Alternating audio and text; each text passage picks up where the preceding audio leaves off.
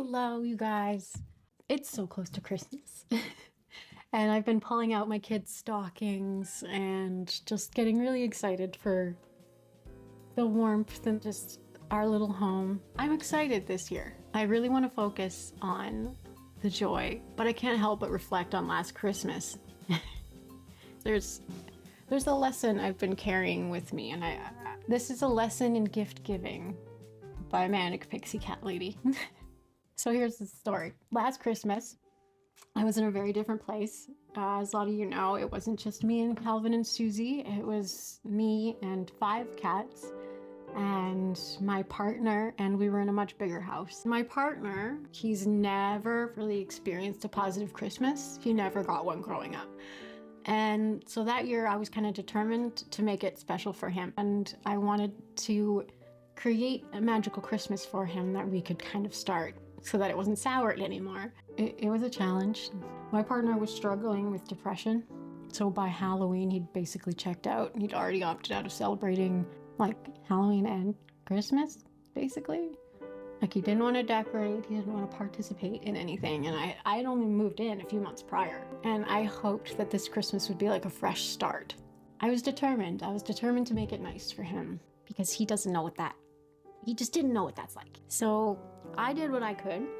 I painted the stockings for the cats, all their names, each one, and hoping they'd have some fun with their little treats and stuff in there. And I did the same thing for my partner. The stockings were filled with snacks and toys and catnip for the kitties. Like I poured catnip in there.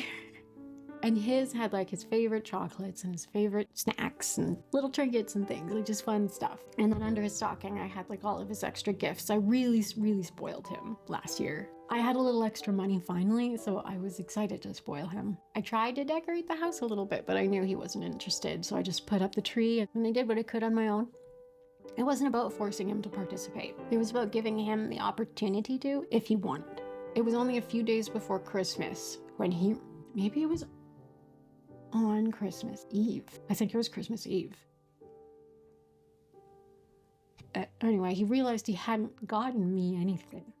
And I'm sure that hit him hard. Like he'd been so caught up in his own struggles, he hadn't even considered what Christmas sort of meant to us as a couple, what it meant to me. And I saw the realization on his face, so I don't know. He ran out to Dollarama, and I know that because he came back with a huge Dollarama bag, and we love that store. We go there and we just like buy all the snacks and all the art supplies and games and stuff. We love it. So the next morning on Christmas, I set up all the stockings for everybody, and then he comes in with mine. And the cats are having so much fun. And it really did look like we were having such a good Christmas. If you look back on pictures and videos, it looks like the cats, definitely. It looks like we had the best Christmas. So when I opened my stocking, my heart kind of sank a little. The stocking was still tagged, and inside, like a bunch of candy, gumballs, jelly beans, sour candies. I love candy, but none of those are particularly ones I like. So it's clear no thought had gone into it because this person has known me for 18 years, half of my life, and he didn't even take a second to think about what I might enjoy. It was very bizarre. I tried not to let it show. I didn't want to make a big deal out of it, especially since I knew he was going through so much, but it hurt. I spent most of the morning holding back tears. I was grateful for the cats at the time, especially knowing now that a few months later we lost Mythbuster. At least I was able to give him a magical Christmas before we lost him. My partner was none the wiser. He didn't notice I was upset. He didn't care. I don't really. At some point I managed to like slip away. Because the emptiness and the realization of how little I was even considered that day just felt so heavy. And I went away and I got like a few minutes of good crying, like just long enough to let out some of that pressure. And I didn't want to make him feel bad, and I didn't want to start a fight. So I just kept it together. But I knew this wasn't about the candy or the store. It wasn't even about how much money he spent. It was the fact that there was no thought, no consideration. He didn't even realize that the stocking he had bought me was a pet stocking. It was for a dog, and he hadn't put any effort into picking out things I liked. It was about this insane lack of care and The realization that for all of his words about love, he didn't really understand what it meant to show it in the way I needed. So here's the kicker and my favorite part. A few days later, I had my official Christmas with my best friend. I've known her for about 6 years, maybe 7 now. But we celebrate Christmas together every year. We find time when she's free and not with her family. So we met. I moved into an apartment complex and she lived across the hall. And one day her cat Halo just ran straight into my apartment and we've been inseparable ever since. So last year, we had a cozy Christmas at her place. It was nice. It was just me and her and the cat.